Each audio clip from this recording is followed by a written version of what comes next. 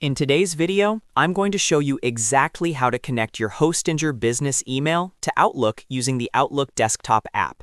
If you've recently purchased business email hosting from Hostinger and want to manage your emails directly inside Outlook, this step-by-step guide will walk you through the entire process from start to finish. By the end of this video, your Hostinger email will be fully connected and ready to use inside Outlook. If this tutorial helps you out, make sure to like this video and subscribe to the channel for more simple and practical tech guides. Now, let's get started. First, go ahead and open your Outlook desktop app on your computer. This is important because we are setting this up inside the desktop version of Outlook, not the web version. Once Outlook is open and fully loaded, look at the top left corner of the screen and click on File. This will open the Account Information panel where you can manage all your connected email accounts. Inside the File menu, click on Add Account. This is the option that allows you to connect a new email address to Outlook. After clicking Add Account, Outlook will prompt you to enter an email address. Here, type in your full Hostinger business email address. Make sure you enter it correctly, including the domain name. For example, yourname@yourdomain.com. Once you've entered your email address, click Connect.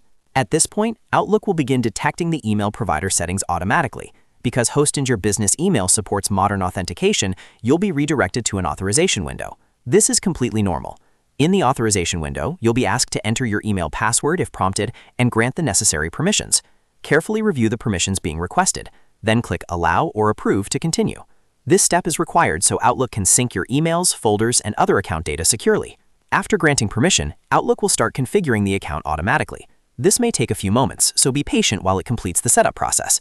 In most cases, you won't need to manually enter IMAP, SMTP, or server settings because Outlook detects everything automatically through Hostinger's configuration.